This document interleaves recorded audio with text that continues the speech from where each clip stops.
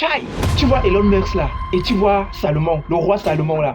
Celui que dans la Bible on dit que c'est lui qui était tellement riche. Le roi Salomon là, dans la Bible là, Elon Musk là, c'est la même chose. Ils sont pareils.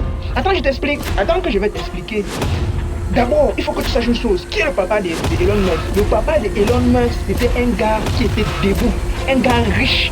Le papa d'Elon Musk, là, d'abord, c'était un ingénieur électrotechnicien et en même temps un agent immobilier. C'est-à-dire que les maisons, là, bâtiments construits, là, ici, connaissaient. C'était en plus un ingénieur consultant. Ça veut dire qu'on voulait faire les projets qui sont béton, là. C'est lui qu'on appelait. Donc, normalement, quand Elon Musk naît, ça veut dire que lui là, c'est celui-là qui doit grandir. C'est clair que lui, il doit suivre les traces de son père. C'est pour ça que vous voyez maintenant qu'il a l'argent. L'argent, c'est dans ses poches comme ça là. C'est là, c'est vrai. Il a le jet. Il a le jet. Ouais, il a le jet là. Maintenant, quel est le rapport avec Salomon? Parce que là, comme ça, je suis en train de vous montrer le secret. Le secret de la richesse. Le secret de la richesse. Alors, quel est le rapport avec Salomon?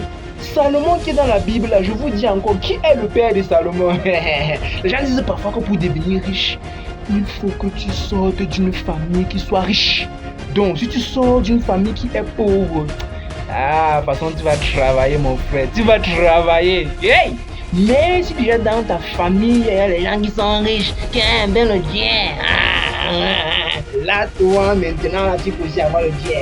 Pourquoi je vous montre ça? Le père de Salomon qui est dans la Bible, dont on dit que Salomon était très riche, il était très sage là. Son père, c'était David. Vous blaguez? Le père de Salomon était David, un roi qui avait déjà l'argent. C'est-à-dire que le gars qui a tapé de Goliath là, qui a tué Goliath, visé le caillou de Goliath, visé le caillou sur le front de Goliath ici là. Son père, le père là, son fils là, c'est Salomon. Je vous explique. Maintenant, Salomon vient.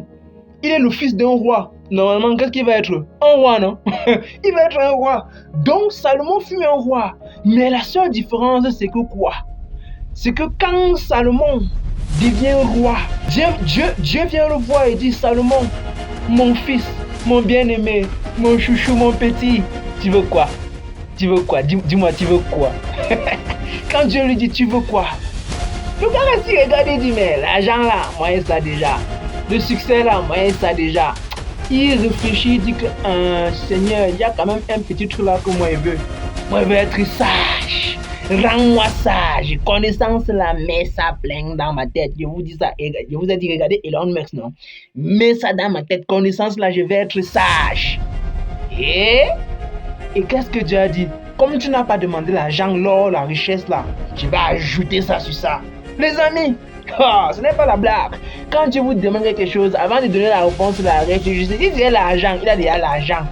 Donc maintenant, Salomon là, on dit qu'il est devenu le roi le plus riche de son époque. Donc de toute sa génération là, celui le roi le plus riche et le plus sage. C'est-à-dire que même le jet que son papa avait là, la sagesse que son papa avait là, lui là ça, et il a encore ça plus que ce que son papa et le jet que son papa et tout ça, ses ancêtres ont eu là, et là ça a dépassé pour eux. Donc regardez un peu Elon Musk. Lui, son papa était ingénieur électronicien. Il a dit que bon, mon enfant doit prendre dans les grandes écoles, doit tenter. Mais lui, là, quand il est venu, là, l'argent qu'il a là, ça dépasse encore pour tous ses ancêtres, pour tous, même pour son père, ça dépasse, ça coiffe tout ce qu'aujourd'hui. Dans l'époque où nous sommes ici, là, il fait parler des gens les plus riches. C'est la même chose avec Salomon. À l'époque là, il était aussi l'homme le plus riche de toute sa génération là, le roi le plus intelligent. Et bon, et maintenant, regardez ce n'est pas tout. Ce n'est pas tout. Regardez ce qui se passe avec Salomon. Parce qu'il était tellement intelligent. Vous savez que son papa, lui, il avait une femme là, et puis il allait, il voulait un peu. Avec l'autre femme, il a même fait, il allait avec la femme de Uri, là, il est un peu hip, il est passé sur ça, quoi. Donc, et quand il est passé sur ça comme ça là, Salomon comme lui il était sage, il a dit qu'il ne doit pas faire comme son père, il ne fait pas comme son père, lui le gars, comme il avait la connaissance là, l'intelligence là, quand il voit une femme, la femme là le plaît, il vient voir la femme et il dit que ma chérie vraiment, tu es condimenté, tu es épicé là, il faut qu'on reste ensemble là, et je vois qu'on peut faire un petit rapprochement nous deux là, quand tu vois comment. Comme le gars avait d'abord l'argent, la femme là va refuser comment? Ouh, Salomon chou, ouh, mon chéri. Je t'attendais depuis. Tu te demandes si, même si sur la 150e épouse, papa, c'est toi le Salomon. Hey, le gars debout, le gars qui a le Dieu, quelle femme doit refuser? C'est comme ça qu'il accumulait. Donc quand on prend, il accumulait. Quand une femme là, il côtoyait un peu une femme là, il accumule, épouse directement, il accumule, ça devient ses femmes. Donc c'était parce qu'il avait la connaissance. Maintenant, comment est-ce qu'il a fait pour devenir riche? Voilà là où tout se passe. Je vous donne comme ça le secret. Première chose, quand Dieu vient te voir, c'est vrai qu'aujourd'hui Dieu ne nous apparaît plus comme il apparaissait à l'époque là.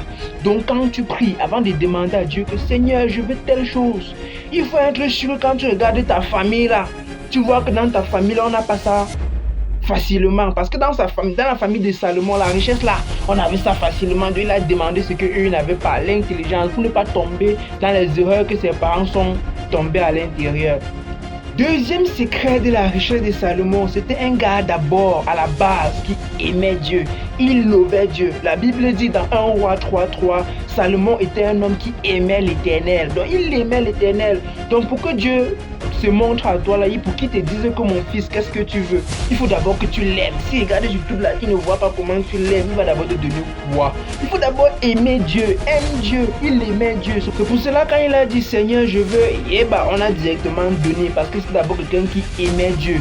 Alors comment est-ce qu'il faut faire pour aimer? Laisse le petit truc qui est dans ton cœur qui dit que ouais, le carême a déjà commencé, je ne vais pas gêner. Non, aujourd'hui je gêne. Non, je ne gêne pas. Ouais, je vais même faire comment? Et le soir tu manges. Tu manges quoi? Aime Dieu, aime Dieu. Si tu fais ça pour quoi? Aime Dieu, aime Dieu. Ou le truc qui dit que ouais, la fille là, non, il faut pas que je couche avec la fille là. Non, ce n'est pas bien. Ce n'est pas bien. Non, il faut pas. Je vais coucher. Non, je ne couche pas. Je vais faire ce qui. Dès qu'elle entre dans ta part, ou c'est quand tu finis, tu dis que oh Seigneur, j'ai encore. Combi. Aime Dieu, aime Dieu, aime Dieu. Salomon aimait Dieu. C'est quand il a eu beaucoup d'argent que dans sa sagesse, quand il prenait une famille, il épousait seulement. Fais attention. Aimer Dieu là, c'est pas facile. C'est faire ce qu'il dit. Donc si on dit que le dimanche là, on doit respecter le jour du sabbat, tu sanctifieras le jour du Seigneur là. Le dimanche là, il faut partir à l'église. C'est pas que, oh Seigneur, le Dieu, je suis un peu fatigué. Non, je me sens pas très bien. J'ai les étirements. Aïe, ça me fait mal jusqu'à ma gorge dérange un peu. Il faut que je me repose. C'est dimanche, c'est au travail, tu devais partir, non? C'est au travail, tu devais partir, non? Non, maintenant, comme c'est Dieu, il dit que tu es un peu. Pas à l'église. Ouah. Donc, il aimait Dieu. Donc aime Dieu, c'est ça aimer Dieu, faire ce qu'il demande. C'était l'une des choses pour lesquelles quand j'ai dit que tu veux quoi, dès qu'il a dit la pape, on a donné. Le troisième secret de Salomon, c'est qu'il a construit un temple à l'honneur de l'Éternel. Donc il a construit une maison à l'Éternel, une maison où les gens pouvaient se réunir et prier le Seigneur Dieu, le Dieu vivant. Donc voilà les secrets qui font en sorte que quand Salomon dit que Seigneur je veux, pape, on a déjà donné, Seigneur, et on a déjà répondu. Donc toi qui cherches la richesse, ne voyez pas les Elon Musk, ne voyez pas les gens qui sont friqués là, chacun a son secret. Donc maintenant si toi tu es enfant de Dieu, tu veux aussi monter. Bon, monter et avoir beaucoup d'argent. Ce que tu dois d'abord faire, c'est aimer Dieu.